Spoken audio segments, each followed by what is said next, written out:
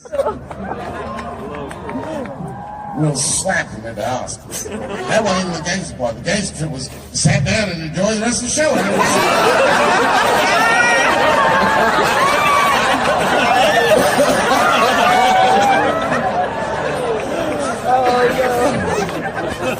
Wow!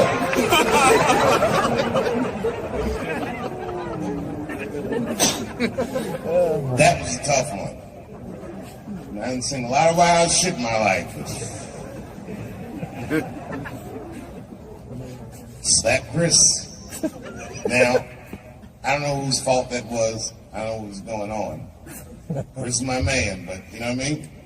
You don't have no easy delivery. I saw that shit. Can't wait to see it.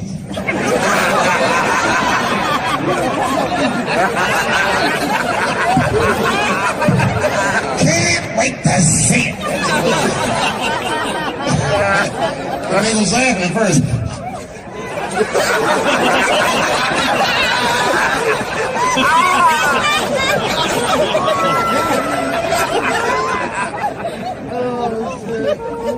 That was a tough one. Everyone asks me what I think. I don't know what I think. They say, Dave, who do you think was right? Well, I mean, I don't know who was right or who was wrong. What I do know is, it was Will's dream that night. Right? Everybody on the internet was like, if he would never slap Dave Chappelle like that. Or if he slapped Dave Chappelle, some shit would happen. You know what I think when I see shit like that? Shut the fuck up. You're gonna get me slapped.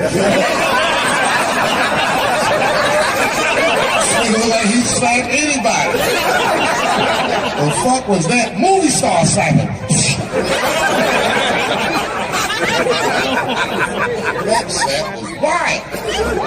The war in the Ukraine stopped for 3 minutes when they our ancestors were picking cotton in Georgia like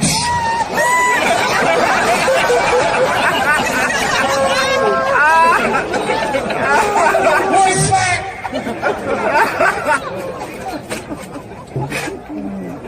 I don't think I've seen anything like it.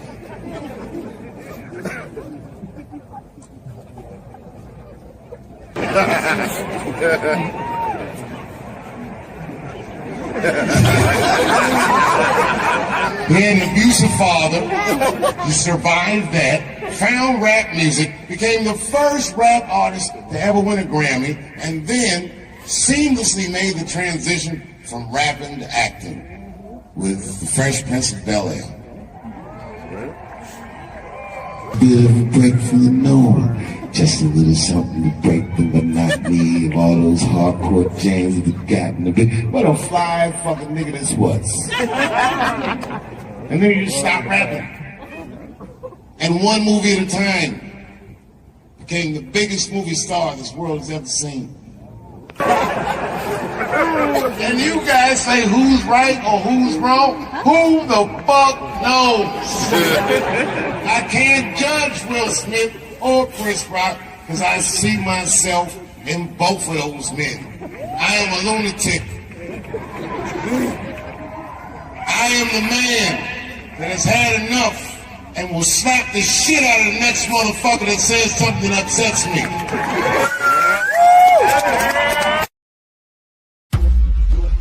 The crazy thing is I'm more nervous about doing stand-up than I am about bungee jumping out of a helicopter over the Grand Canyon.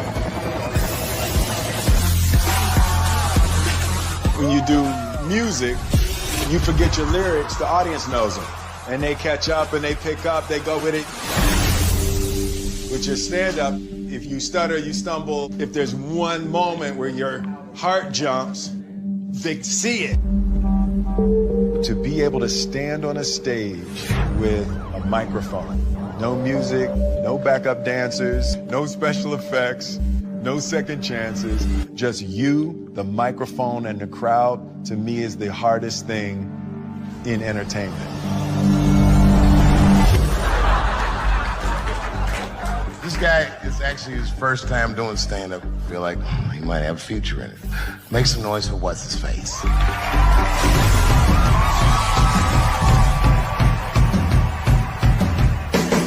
right, Rocco!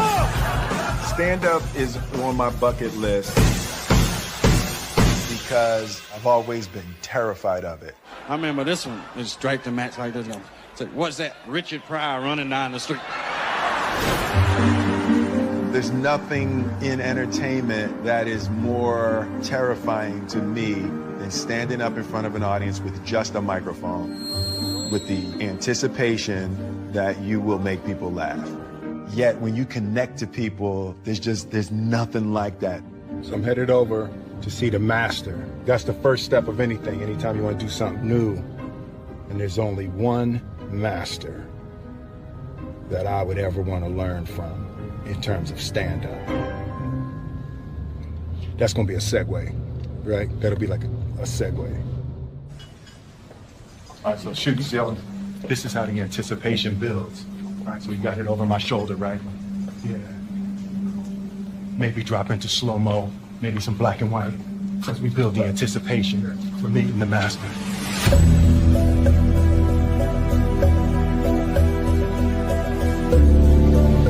I'm like a young grasshopper, and I'm ready to meet the master. Yeah. What's good, man? What's up, man? What's up, brother? You know. Hell no. 12 weeks from now, Dave was like, cool, next week. Yo, you call your brother, I come running, man. You know what it is, man. I appreciate that. Love, man. Appreciate you, man. So I just wanted to sit with you and get some pointers and some ideas. I've never done stand-up. Like, I've never used my life to create material to try to make people laugh. Oh, okay, this is gonna be fun. Yeah. All right, so I'll run down a checklist. Yep. All right, and I don't know who's directing it, but you might want to put these things on the lower third. Ooh, on the lower third? Yeah. Put it somewhere right around here. there. Should be some, man. some words, okay? See, that's why you come to a master right there. Yeah, you know, I know the lingo. The first thing I'll tell you is confidence is key. The reason you should be confident is primarily because you're Will Smith. Like it's not gonna go bad. No. Because I've been watching you for years. You're actually a funny dude. I've spoken to you before. You're a great conversationalist. Because what else do you really need? All you need to do is pick the right to talk about. Yeah. So then number two, pick the right to talk about. And the best advice I got ever doing comedy was from a comedian that was not particularly good, but the advice was very important to me. He said, you are one of these comedians that think you have to be funny all the time. And you don't. But you do have to be interesting all the time. That's deep. It works, Like man. that. Yeah, it is. You have to be interesting all the time. So you just gotta look at it like you're conducting a conversation with no rebuttal. Got it. They're talking back with their laughter, or in many cases, in my cases, their disapproval. It's definite. You know, but especially someone of your stature, if they can feel you, they'll never forget you. They'll be like, okay, this is the greatest that's ever happened. And you can tell them about anything. The more embarrassing it is, the more relatable you are, because because everyone thinks you're perfect. It's part of my bucket list. Things I've always wanted to do, things I've been afraid of. So I'm jumping out of a helicopter. I'm doing stand-up. And I'm Kathy Griffin.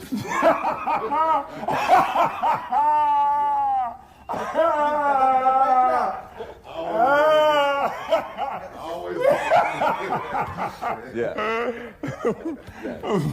And it's never been more dangerous. Hello, Q-Tip. Yo! What's up, boy? Yeah. It's Will. I got your shades on. What's up, man? Man, I ain't got no CeeLo dice, though. I know, hey, listen, I was like, if that's tip, you got, trust me, we in Vegas, we gonna easily get 3 dice. There you go. Yeah!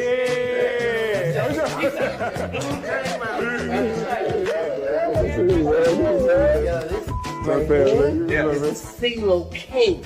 Yo, them dice. Don't let the smoke Dice. taste fool you. Listen, they just do. Take all your money. They just, the dice do, they do what I want them to do. They do what I want them to do. 1, 2.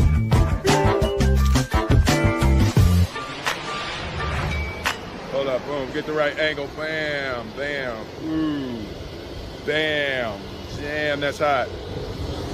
So yeah, we just back from Vegas. So it was good, it was a good trip, I'm feeling very excited. All right, can I be honest with y'all? I'm just testing the camera. This is my first, it's a new camera, so I really don't have nothing to say. I'm just testing the camera. The stand-up is about exploring my life, having the opportunity to think about my life and think about my experiences in a way to craft them into jokes is a beautiful self-exploration.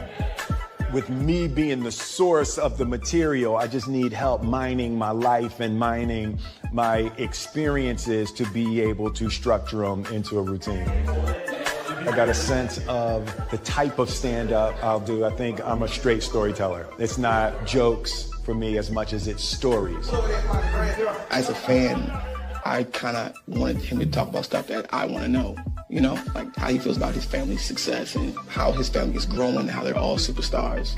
Talk about some close things that people really haven't heard about on stage. So it's gonna be really intimate. It's gonna be a door opening into Will's life.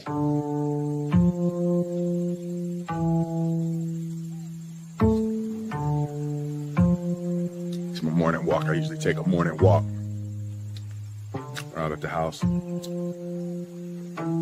Jada turned the whole damn house into a set. See that? Look at all that. What the f is that doing? What is she shooting on the roof? Y'all see that? That's my house. I have lost control of my house. Tell us the real reason, the deeper reason for you as to why you are doing this. You've known me for a really long time. You've known me for more than half of my life. Absolutely. You know how much fear I function under. Absolutely. The construction of the character of Will Smith was in order to not be scared. On the show, the way that I talked to women, the fun that I would have as a character talking to women was because of how freaking terrified I was my whole life to talk to women. What I've discovered is as I confront every little fear, it's how I build freedom. Every time I confront a fear, I feel more free. What's up? In my mind, there's a huge potential emotional tragedy in people going,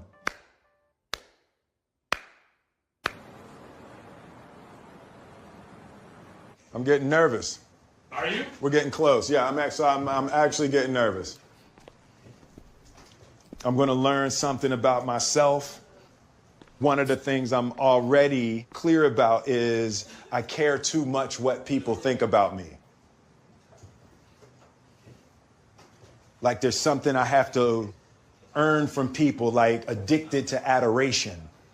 Like I thought I had broken that, but as I can see, I still struggle with a little bit of a need for approval.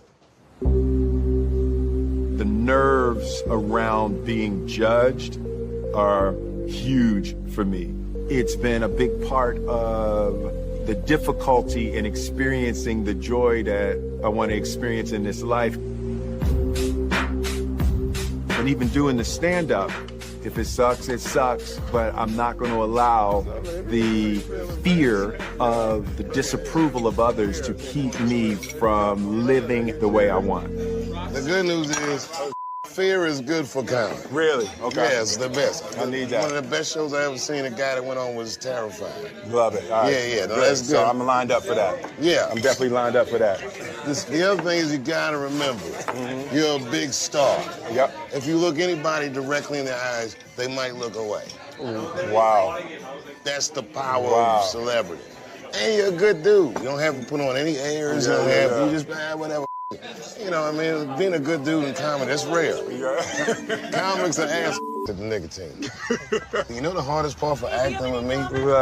Not looking in the camera. Not looking I can't even do the basics. Do you have any comments about Kanye West running for president? What? Kanye West running for president. I've heard nothing about this man. Oh, really? No, I haven't heard anything about this. Okay. Man. All right. Well, hopefully we'll get the right celebrity in office. Yes. Can you, Will Smith, or you run for president? You would vote for me if I ran? I would. All right, yeah. that's what I'm gonna consider it. I'm gonna take that under advisement. Please. And I'll be the vice president. That way, nothing bad will happen to Will. Oh my God, that is wonderful. A rock and a hard place. I love you guys. I love you. Be well. We have to make a movie together. That will be hilarious. Hey, man, what's my last minute pep talk? You said something to me in Vegas that I've been thinking about since you said it, about confronting fear, like that's what your life's about. Yeah. And I'm like, that's a great way to live. Mm-hmm. But the thing that is so admirable about it is, even myself, I rarely step out of my comfort zone. Yeah. Let me tell you, you know who makes me nervous when they're in the audience? Who? Eddie Murphy. Really? Yeah, you know, I don't get starstruck, man. Something about when I see him in an audience. Really? It makes me feel bad about myself. Because I know he's better than me. Yeah. Even though he don't do it anymore, I'm like, yeah, you're naturally more gifted. Eddie's hilarious, man. The Godfather. Yeah, he's a wild dude. Growing up with Eddie Murphy, you know, I was from the Eddie Murphy generation, and it was just a superpower. It was magic to be able to stand on stage and make people feel like that. Even though it's 1982, it's still a risky business to be the first black president. You know, you have to give speeches like this. My fellow Americans. Eddie Murphy was the singular image of what a young black man could become. And he didn't compromise his blackness. It's like, if you're gonna do it, you gotta do it like that.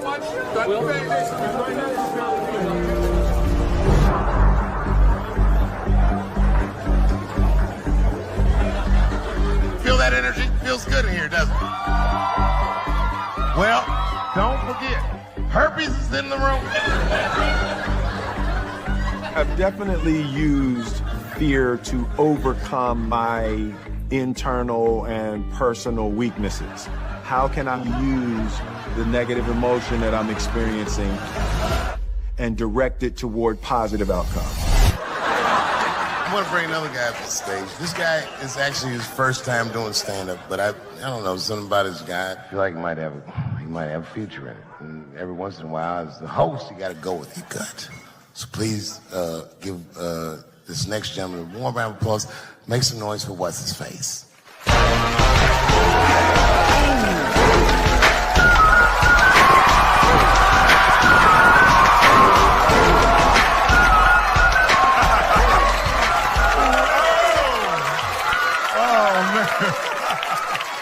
I know y'all like, what the hell is Will doing up there? Let me explain. It's my 50th birthday next week, yep. And I've decided I'm gonna do every damn thing I've ever wanted to do in my life. I'm gonna meet everybody I wanna meet and go everywhere I wanna go, you know? So this is one of the first things on my bucket list, to do stand-up. Next week, I'm bungee jumping out of a helicopter over the Grand Canyon on my actual birthday. Third episode, I'm gonna have sex with Kathy Griffin.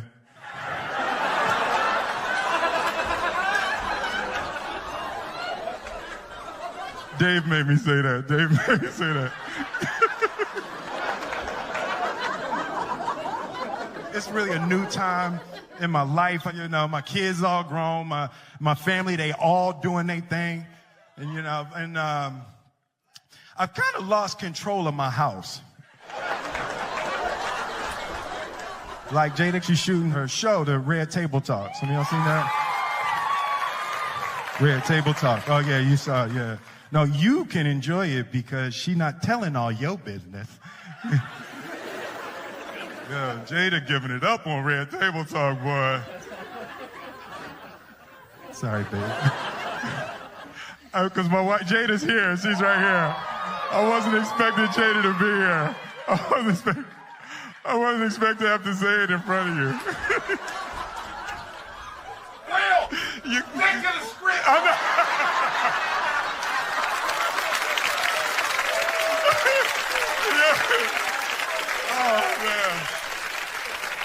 Oh, man. Even Jaden, like Jaden, that's my dog. Jaden was my one family member I thought I was going to have. He got this new joint, Icon. I don't know if y'all heard what you call an Icon living. Start a record label, Misfits. Yo, that joint is crazy. He recorded it in my house, put it out, and never said to me. I found out on Spotify.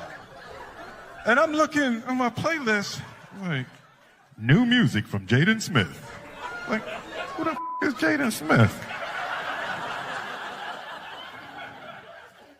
You know, and I get to the house. I'm like, yo, Jaden, dude, that Icon joint is fire. He's talking about, shh, mommy's shooting in the other room. So I'm like, hey, yo, Jaden, man, that joint is hot. Yo, hey, you think I could jump on that remix? He talking about, I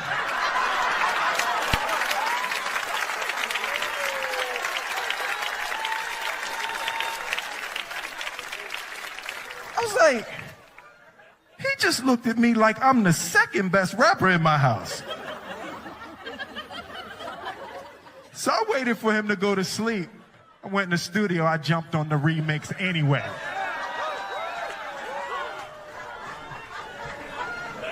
Boy, you know why you was an icon living? You was born from an icon living.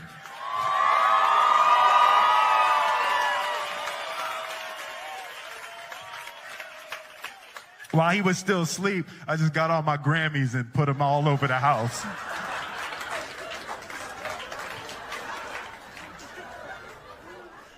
He came down for breakfast in the morning. I'm drinking my coffee out my summertime Grammy.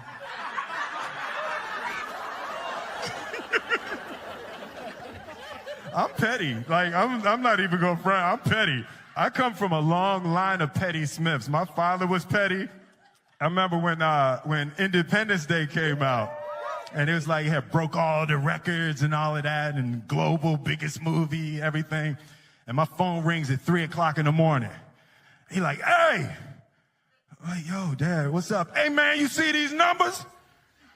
I was like, it's 3 o'clock in the morning, Dad. I ain't see that. Hey, remember I told you there ain't no such thing as luck. Remember I told you that? I'm like, yeah, Dad, man, I remember. Remember I told you there ain't no such thing as luck, only what you make. Remember I told you that? Dad, I remember. It's 3 o'clock in the morning. Remember I told you there ain't no such thing as luck. Luck is when opportunity meets preparation. Remember I told you that? I'm like, yeah, Dad. Or he said, that's bull. You the luckiest mother I ever met in my life. I'm Will Smith. Thank you very much.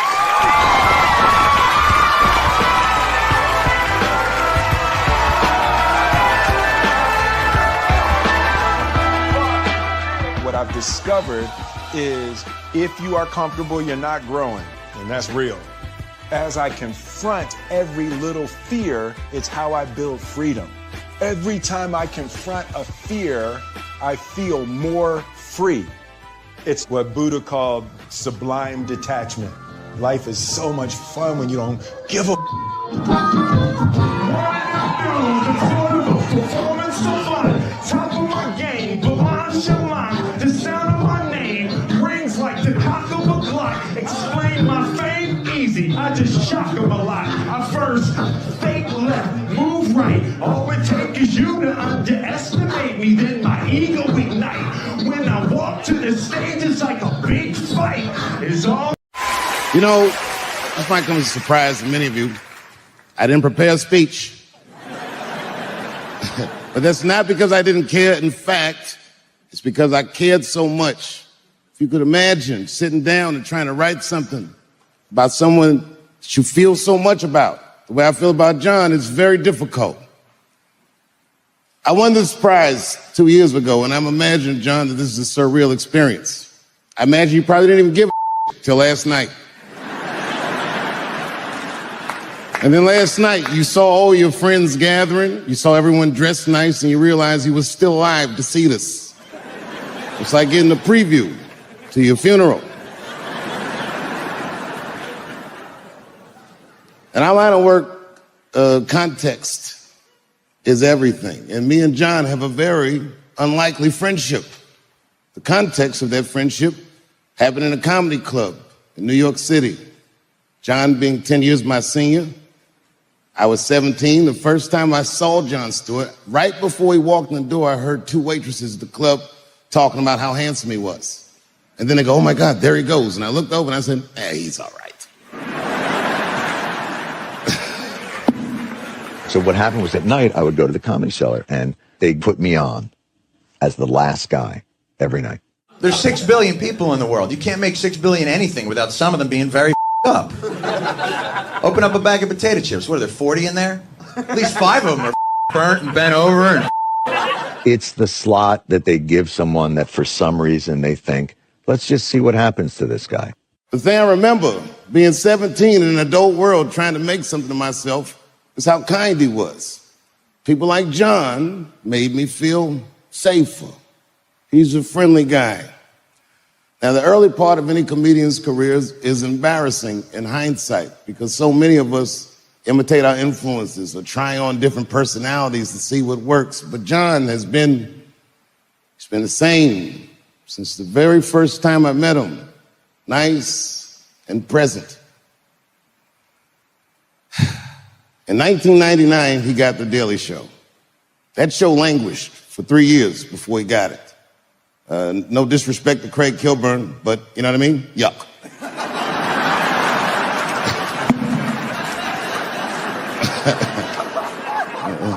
It was like the body of the show was there, but when John got the show, it had a soul. It made people take notice. And in 2002, suddenly, somehow, he became the most popular news show on television. Actually, I know how. He had a good lead-in, Chappelle Show.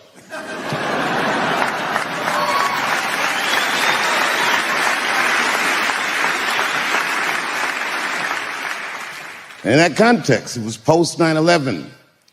My career was the first time that I can really remember that there was a stove too hot to touch. No comedian was allowed to talk about the war or Janet Jackson's titty coming out the Super Bowl. You remember that? You remember that memo that went around?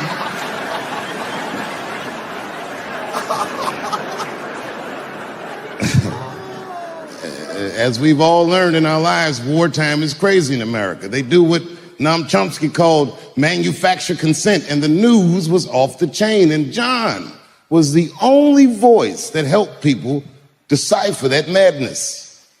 It was a really remarkable thing to watch.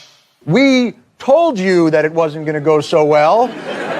Yes, we called it shock and awe, but we meant that in the way of you'll be shocked at how it doesn't go so well. And that will make you say, oh. He's been a great friend to me. I'm not here because I love Jon Stewart. I'm here because he loves me. Because there's never been a time that I called on him and asked him for his help that he wasn't the first responder. When it was half-baked and I was doing my first movie and I needed a celebrity lift, John was the first one to say, I'll do it. I don't even know if you smoke weed. You seem like a coke guy.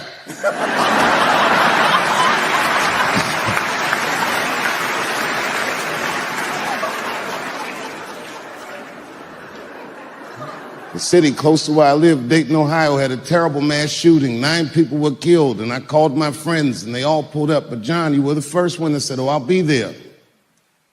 And just days after that massacre, we took that neighborhood and made a much better memory for them.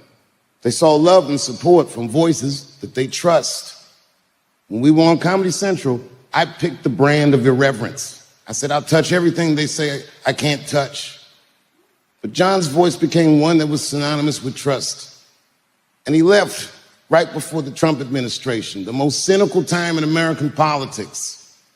A time when nobody trusts our media, where a guy like Donald Trump can just say fake news and he say, I just believe this orange-head guy. And we miss you very much.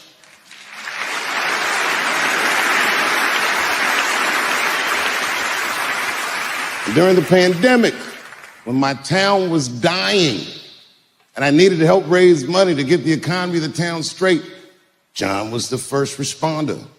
He was terrified of COVID, and he got on a plane anyway after his friends had died, and he lost loved ones. He had the courage to get on a plane. He came out and met me, and we did shows that whole weekend.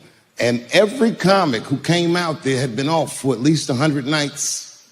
They were all nervous, and they were all scared, except for John. John did 25 minutes off the rip because he had something to say, because he actually means what he says, because he actually thinks about what he says. A lot of comics will take this John for granted. The younger comics, they do what I call wokes. They're not jokes. They don't know the difference between a good point and a good joke. John is very true to the muse. He takes a good point and he makes a good joke of it. John is a miracle to watch you work. You are a cure to what ails our culture. You are a voice that people consistently trust. I wish that you'd run for president.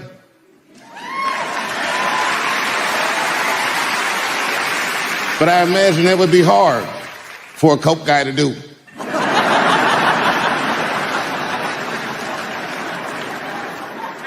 When you started your career, you never imagined that you would reach a point like this.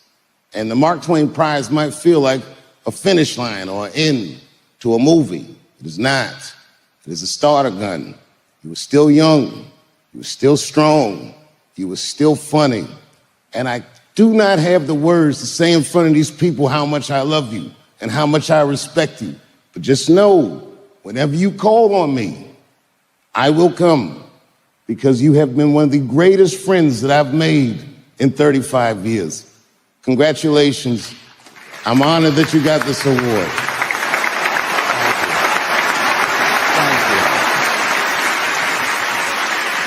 I'm sorry I got it before you, but I'm your lucky lead-in. Jon Stewart, ladies and gentlemen.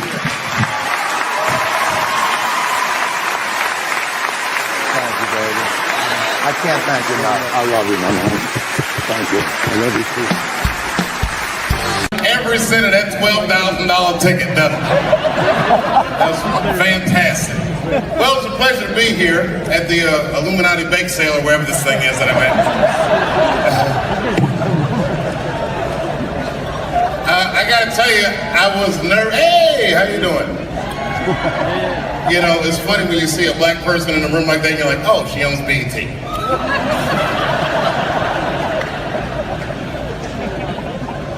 I normally don't do benefits. Not because I don't care, but because the crowds are historically stuffy. I don't like being judged. I love you, bro. In a very impersonal way, I should add. I can't even see who said that. I haven't been back in New York in a while, especially for something like this. I was here years ago. And it was one of those times my wife was mad at me because I had said something terrible. These things happen in a marriage. We always say the meanest things to the people we love the most. And it's not that we mean them, it's just that we know that these people love us and they'll let us say these things. And it makes us feel better. So this particular time I was in town for a protest. It was during Occupy Wall Street. I wasn't here for Occupy Wall Street, I was here for a lesser known protest called Occupy Luxury Suite. It was day 6. I was bored, it was late in the afternoon. So I figured maybe I'd call some of my friends in New York and tell them I was in town, have a nice lunch. And I did. I called them up, we had made plans, and then I went outside to catch a cab. And that's when reality set in. I'm still black in America. It was 4 o'clock, it was hot. You know, New York gets in the summer when it's hot, it was that sweltering, do the right thing heat. And I'm standing out there trying to catch a cab, and I can't catch a cab to save my life. But then I remembered I was staying at a luxury suite, and there's a guy there that's supposed to help me out. So I go to him, and I say, sir, I'm having a very difficult time catching a cab, and I'm against the hotel. And he said, Mr. Chappelle, absolutely. Why don't you wait in the bushes, and we'll get a cab for you. And I said, that's a great idea. So I hide in the bushes, and I'm waiting for this guy to catch a cab, and it's taking him a long time too. And while I'm waiting, I see a homeless guy. I'm assuming he's homeless. He looked disheveled, and he was digging in the trash, but very deliberately, not an idle sifting. This guy was on a mission. He was digging in the trash real hard, and I was staring at him. Not in a judgmental way. I was just looking at him like, damn, this guy's really digging in the trash. And as I said it was as if he heard me. And he looked directly at me while I was hiding in the bushes. And then he started walking directly towards me. And as he got closer, I could see that he recognized me. I could see him put my name together. Oh, not Chris. And as he got closer, on his face I saw hope and desperation. When he got real close, I couldn't take it anymore. It was too intimate. I screamed at him. I jumped out of the bushes. I said, don't come any closer. And he said, I just need some. I said, don't even finish that sentence. Get away from me. You stink. You stink, I said. And he looked at me and I saw fury in his eyes. And then I saw hurt. And then I saw resignation, like he remembered something. And then his eyes just drifted slowly down to his own tattered shoes. And instantly, when I saw that, I felt so much better. Just then my cab came and I jumped in my cab. I went uptown to a restaurant called Italy. It was fantastic. I highly recommend it. They serve huge portions. I couldn't even finish my lunch. And they comped my lunch. And then I was uptown, so I figured I'd do some shopping. And I did some shopping uptown. And then there I was at Columbus Circle, trying to catch a cab downtown. And again, racism reared its ugly head. I couldn't catch a cab downtown. And then I remembered, holy shit, I have $5 in cash on me. So I went across the street to Central Park South and I caught a horse and buggy all the way from Central Park South back downtown to the village. It was beautiful. By this time, the sun was setting and there was that orangish, purplish glow in the sky, and I had a blanket over my lap, concealing an erection that I had for absolutely no reason. It turned out to be a wonderful day. Then I got back to the hotel, and I guess who was across the street? The same homeless guy that I had seen earlier. And to be honest with you, the sight of him disgusted me. I ran to the hotel door, and the only thing that stopped me was I saw my own reflection in the glass. There I was, spaghetti sauce on my face from my expensive lunch, arms filled with shopping bags, and I must have Medusa'd myself because I stood there for a very long time. And then, the story's going nowhere, but the guy that helped me earlier saw me and he said, Mr. Chappelle, are you okay? Do you need some help with your bags? And I said, no, I don't. I need you to just keep an eye on me because I have to go across the street and take care of something. And I ran across the street to that homeless guy that I'd seen earlier. And as soon as he saw me, he was mad. He said, I said, look, man, I'm sorry. That's why I came over here. I just wanted to let you know that it was wrong for me to say that. And to be honest with you, I couldn't even smell you when I said it. I didn't know that you stunk, but you do stink now that I'm close. And I just wanted to let you know that I was wrong and I'm sorry. And his eyes softened. Now I couldn't see any anger or anything. Matter of fact, I couldn't even read his expression. He just looked at me for a long time. It made me very uncomfortable. They said, you know, deep down, I think I'm around this area. Because I was hoping that I would run into you. I was going to punch you in the stomach. It takes a real man to know when he's wrong. It takes a bigger man than that to admit that he's wrong. And you coming over here and apologizing to me. He said, that's no little thing, young man. And I accept the apology. And I said, well, thank you very much, sir. And I don't mean this in a bad way, but I had a wonderful day today. I said, it was a beautiful day. And the only time I felt bad all day is when I thought about you. And he said, that's fucked up. I said, I know. But I did think about you when I was shopping, and I bought you something in case I might have saw you. You said, you bought something for me? I said, yes, I did. And I set all my shopping bags down, and he went up to that shopping bag, and he looked in there, he said, oh my God. I said, not that one, motherfucker, this one's for me.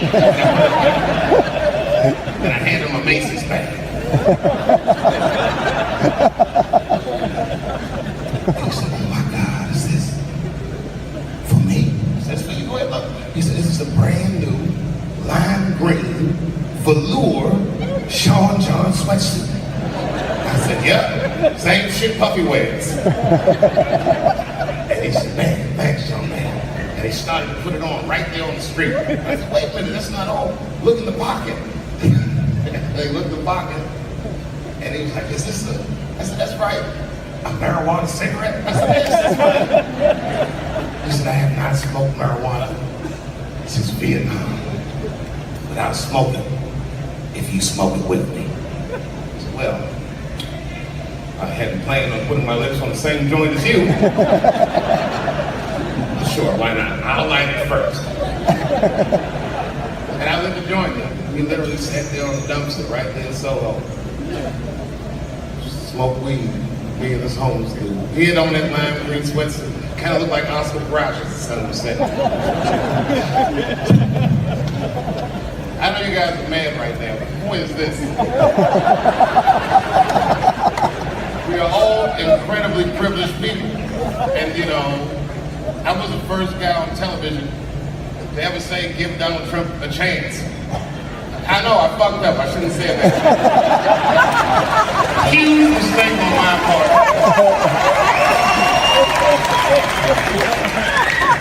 It's going worse than I ever dreamed it would go. It really is going bad. I think he's in trouble. I think, like, I'm worried about his well-being as a dude. He doesn't seem like he's... The guy held a press conference where he asked the media to stop finding shit out. It's like, no. I don't think that's gonna work. You ever seen that press conference? You don't know how scary the things that I see in my briefings are. I don't think you're supposed to tell us that, sir. Tell us that shit is scary. Who does that? Even as a parent, do you do that? So the kids say, hey, little man, look, I'm 3 months behind on the rent, and I'm worried this month. I don't know if it's gonna work out. Go to school and have a productive day.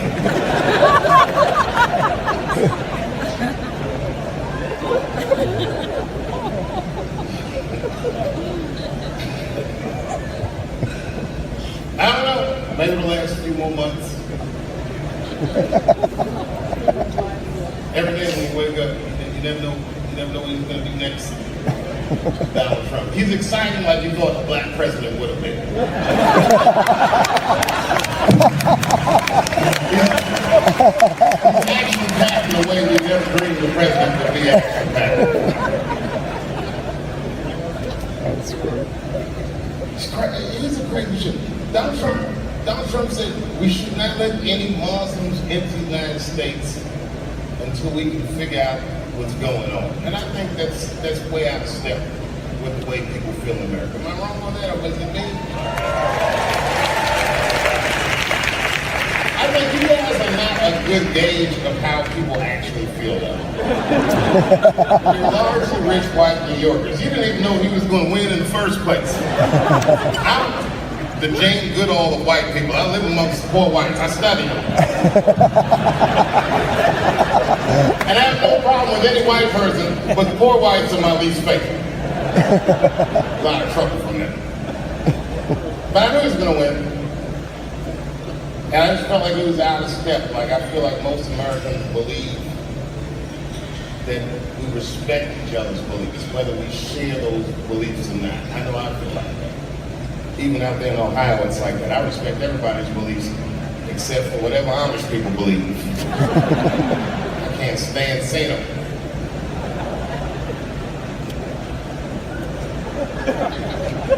See, I took a long pause because I meant that shit. I don't respect other beliefs.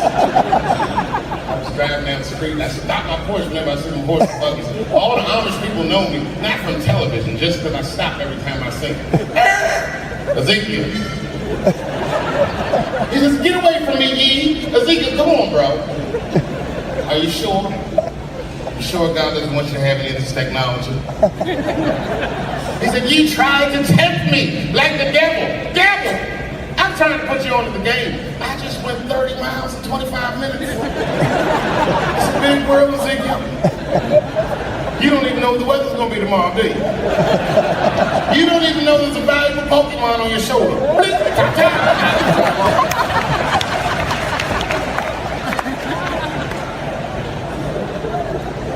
I mean, don't let any more Muslims in the country till we figure out what's going on. I already know what's going on. It's like 17 mass shootings in the United States. 4 of them were done from Muslims. 7 countries that are banned have none of those 4 people from them. The other 13 shootings was done by crazy white people. And you don't see us banning white people from benefits to keep the rest of the audience safe. Not only is it wrong, it would be catastrophic to the Robin Hood Foundation's bottom line. There were no white people here, we'd only raise $300, maybe $400 tonight. That's what we all need each other. Is he going to get impeached? Trump? No, I don't want that enthusiastic correct. I want somebody, I know there's a guy in this room somewhere that's like, yes, he is fake. And I'm like, yes, he is. His wife still lives in New York, doesn't she? Nobody wants to, you guys probably know in person. I forgot where I was. Sorry about that. I'll just Google the shit when I get off stage. Hey, how are you, man? You look great, by the way. They asked me to come here for 15 minutes. Sure, they regret it. I am the other Westmore.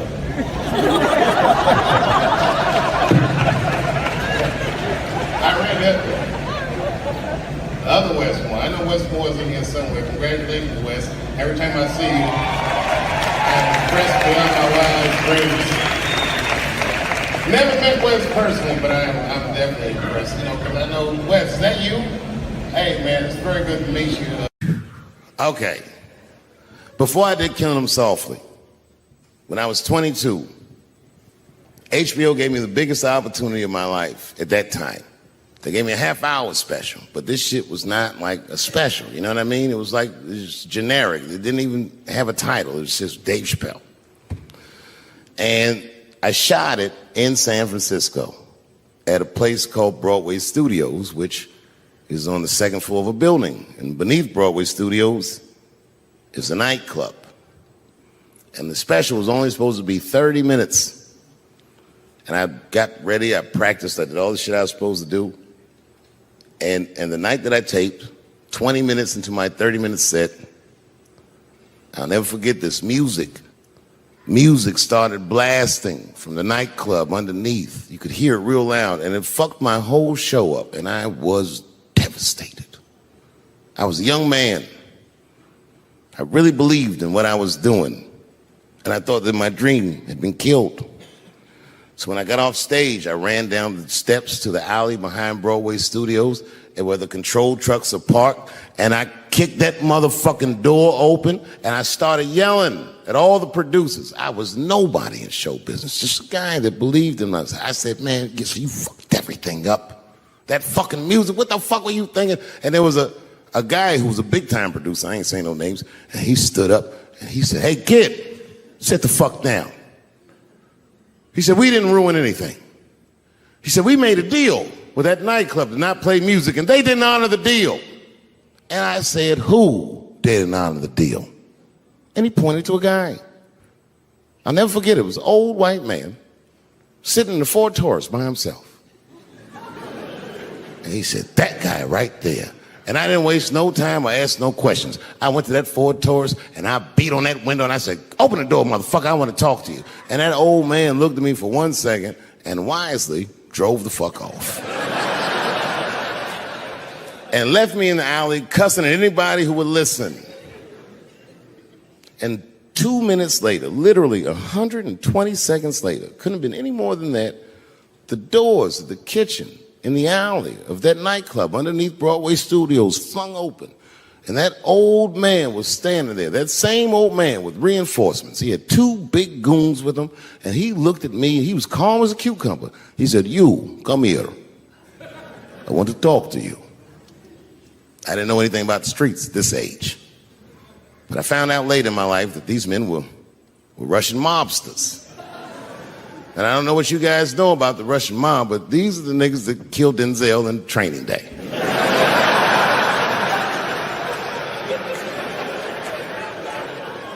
And all the producers knew what I was up against. They said, Dave, do not go in there. And I said, fuck y'all. And I walked right into that kitchen, and they closed the doors behind me, and it got dark as fuck in there. And I knew, I'm not dumb, I knew I was in a bad situation. But you have to understand, I believed in what I was doing, and I didn't give a fuck.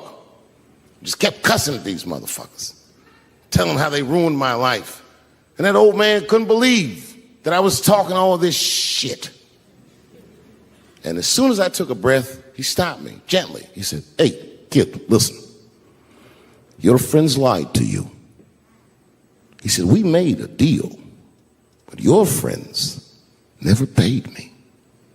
And when he said that, I realized I was locked in a kitchen.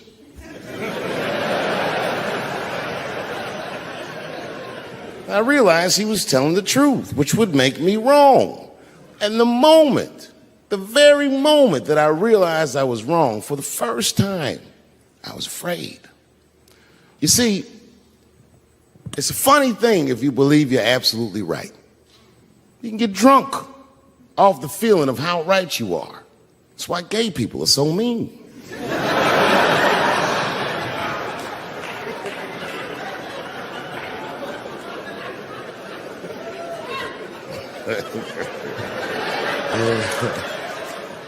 But I didn't buckle. You guys would have been very proud of me. I was scared, but I didn't buckle. I said, well then, sir, I owe you an apology. But I believe that no matter what reason that music was playing, it ruined my life. And that old man looked at me with sympathy in his eyes. And he walked over to me and he gently placed his hand on my cheek, which I gotta tell you, is a very emasculating thing to do. I was standing there looking at this nigga's hand on my cheek like that.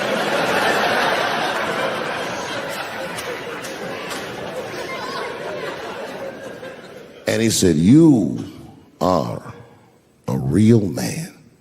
And he tapped me on my cheek. Real soft. Just like that. The doors opened back up. The light from the alley flooded into the kitchen. And I just walked out alive. I lived to fight another day. And in that moment, I learned one of the most valuable lessons of my life, and I have to share it with you. And that lesson is this. In your life, in any given moment, the strongest dream in that moment wins that moment.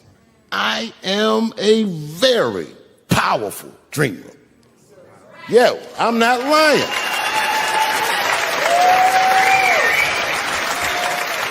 I dreamed tonight, this very night, as a 14-year-old boy, and I am living it as a 50-year-old man. My dreams are very strong. Today, I walked all around Washington. I used to be poor in this city, and all day people just said, hey, Dave, like they knew me personally, and I felt like I knew them. And I say to myself, my God, Dave, what a powerful dream. But then sometimes, Sometimes I feel regular. Feel like myself. Maybe I'll smoke some weed and be in some nightclub and feel shy. But I'll look across a nightclub and I'll see some guy that no one's ever heard of. But this nigga worked all week and got bottle service. And his bitches bringing Moet with sparklers to him. And I picture in my mind he's Persian. He's doing some kind of weird Persian dance. And he got 6 bitches at his table because he got so much liquor. And they all call him saying, "Go Cena, go Cena." And I'll be looking across the room like, oh my God, I'm in that guy's dream. I can hear him telling his friends, "Hey, how was the club last night?" "Man, that shit was fantastic. I had bottle service. I seen Dave Chappelle across the club looking at me like, ooh, who was that?" And that's the trick to life. You have to be wise enough to know when you were living in your dream. And you have to be humble enough to accept when you're in someone else's. It's why I don't judge between Will Smith and Chris Rock. Because you guys look at them as big ideas, but I look at them as fellow dreamers. I can't judge between them because I see myself in both of them. I am Will Smith. I am the man that cannot take it anymore and will slap the shit out of the next person that says a cross word to me or somebody that I love. And I am Chris Rock.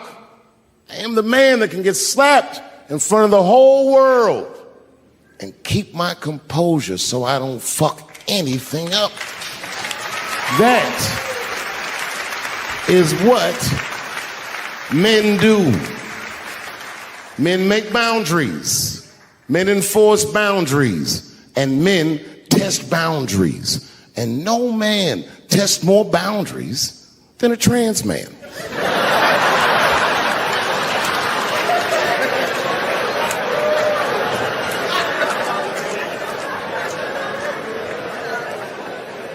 When I see a fellow dreamer, I give them my utmost respect. Even if I don't understand what their dream is, I know a dreamer when I see one. And I've met many powerful dreamers in my life. None more powerful than a man who calls himself Little Nas X. I met this nigga at a party. I had no idea who he was. But the minute he walked in that party, I knew I was in his dream. Everybody in the party was another dreamer. Everyone was famous, but when that nigga walked in, he was dressed like C-3PO. He was shining.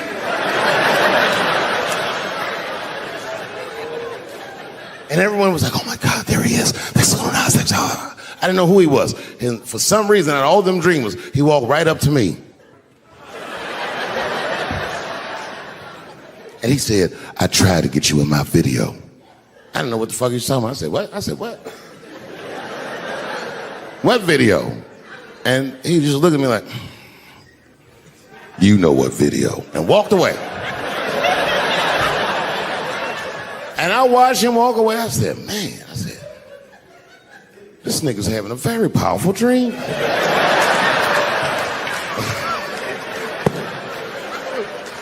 You know what it reminded me of?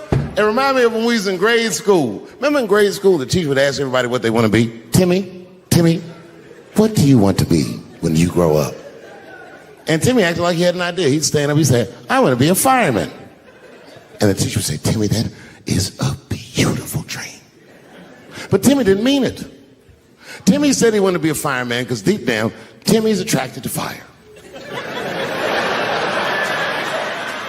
And by the time he's 14 years old, this nigga's a full-blown pyromaniac, playing with kerosene and matches like a goddamn expert. And then one night he goes downtown with his buddies, fucking around with fire, and burns a warehouse down. And he doesn't know it, but there's 13 migrant workers from El Salvador, and they're in that motherfucker. They get trapped, and then they die in the fire.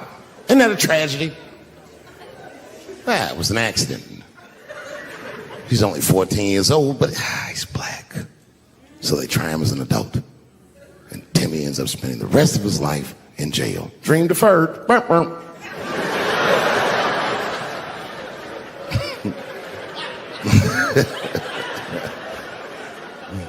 what about you, Billy?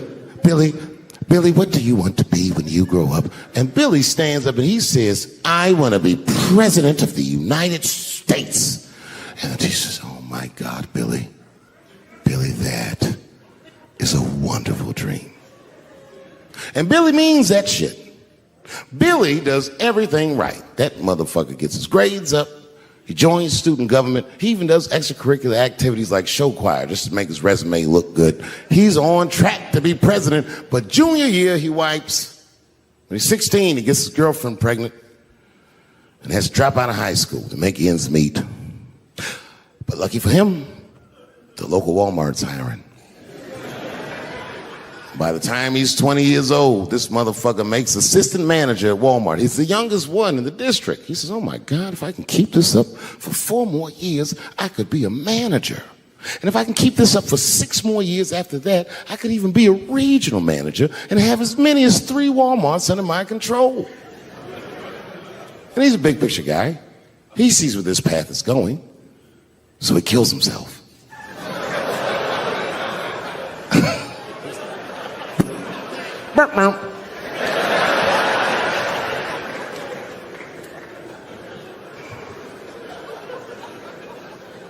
Well, what about you? What do you want to be when you grow up? I don't want to say, because I don't want the other kids to laugh at me. Who cares if they laugh? Your dream is yours. Own your dream so they can come true. Say it loud and proud. What do you want to be when you grow up? Little Nas X. That nigga stood up in front of the whole class. I want to be the gayest nigga that ever lived. I want to do a music video and slide down a stripper pole all the way to the depths of hell and suck the devil's dick at 10 o'clock on BET while all the kids are awake and can see me. Shockingly, that was the only dream that worked out.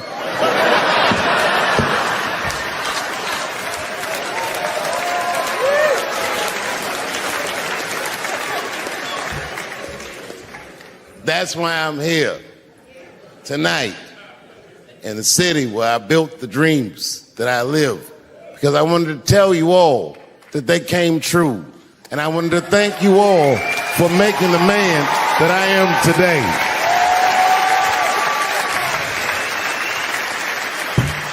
Yes, I am living a very powerful dream.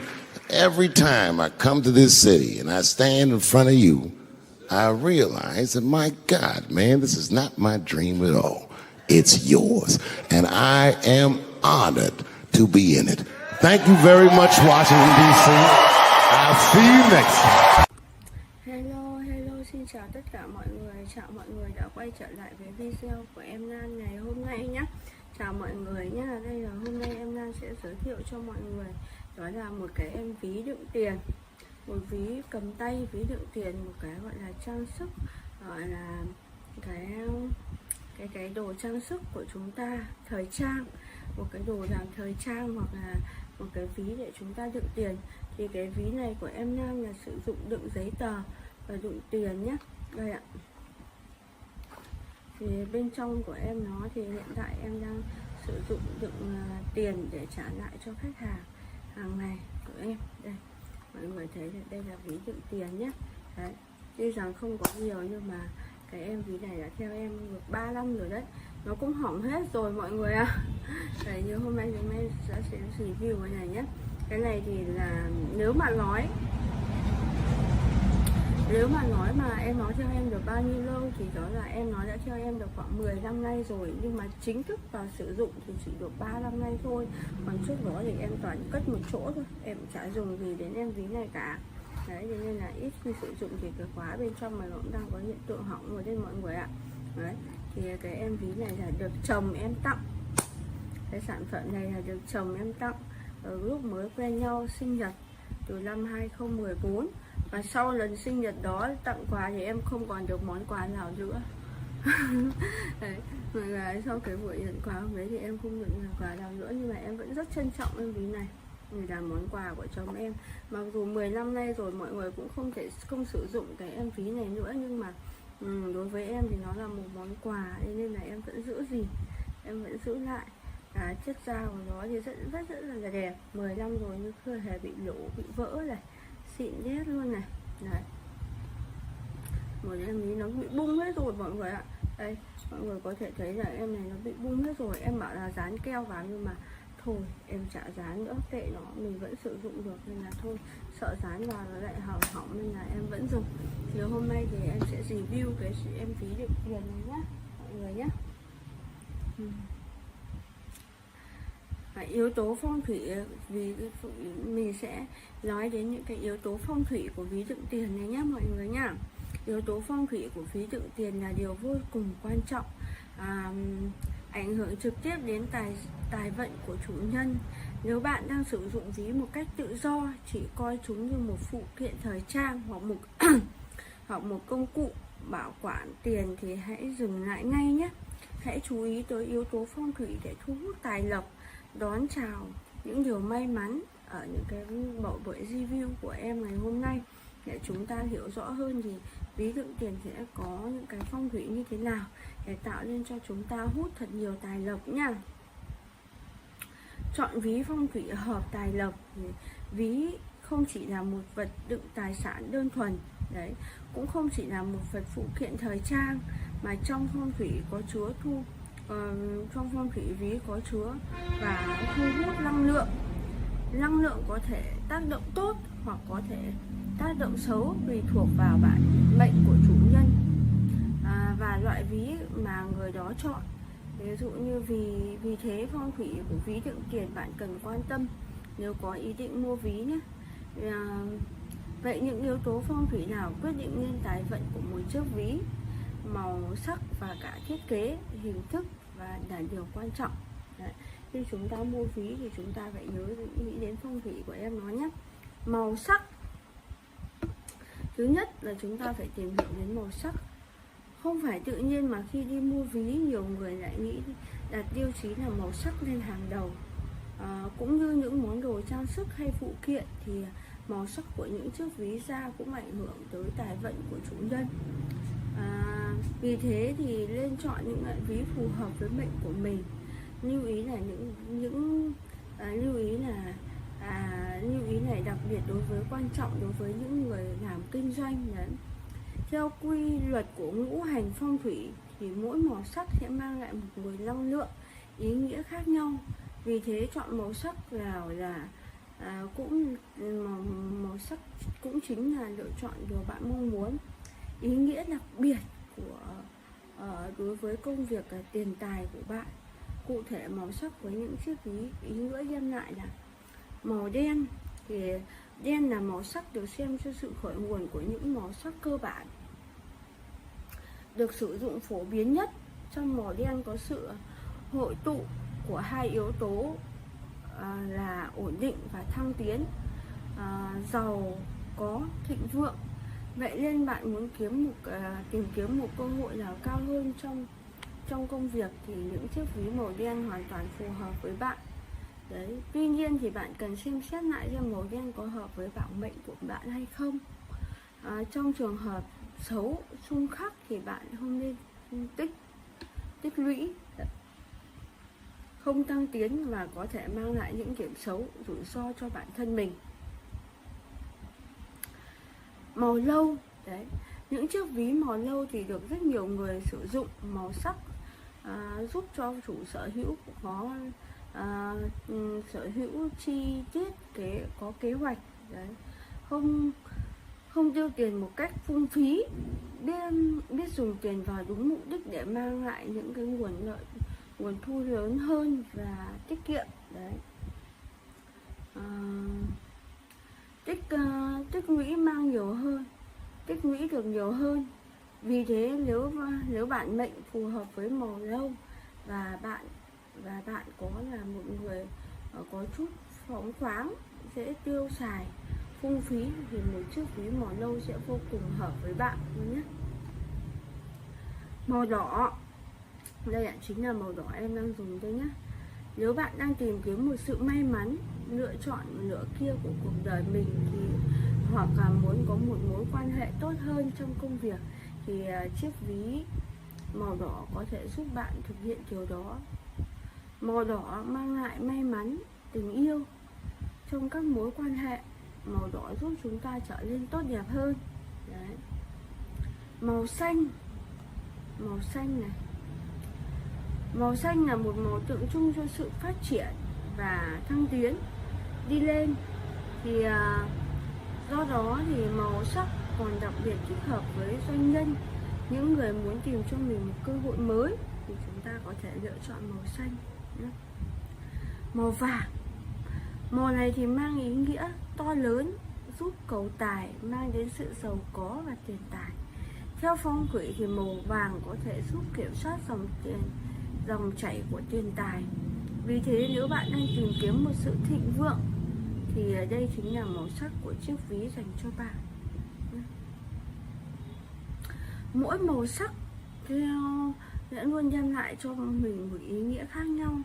Vì để có những chiếc ví đặc biệt và phù hợp với bạn thì cần lại xem lại mệnh của mình, xem đâu là màu sắc tương sinh và đâu là màu mang lại những cái nguồn năng lượng tốt cho mệnh của mình nhé. Chọn vị trí, chọn ví theo các kiểu dáng đơn giản. Ngoài việc lựa chọn những chiếc ví theo màu sắc để giúp đem lại tài lộc thì chọn ví theo những cái kiểu dáng là một oát bệnh, là một cách mà bạn xua đi những cái đen đủi, mang đến sự thuận lợi cho con đường tiền tài của mình. Mỗi dáng ví luôn có những ưu điểm riêng. Mỗi mẫu thuận tiện để lưu trữ tiền mặt. Có thể thiết kế đơn giản và tiện cho việc sử dụng thẻ ATM của mỗi chiếc ví đựng thẻ đều có thể thể hiện được phong cách và thu hút may mắn một cách khác nhau. Đấy. Khi chúng ta lựa chọn ví thì bạn nên ưu tiên những mẫu ví dáng dài. Điều này đồng nghĩa với việc những tờ tiền luôn được xếp ngay ngắn, phẳng phiu, không nhăn nheo, gãy rách. Nhờ đó mà tài lộc được thu hút nhanh gia tăng và ngầm khẳng định rằng bạn may mắn không thể nào bạn may mắn không hề bị hao hụt trong quá trình lưu trữ và sử dụng. Đấy.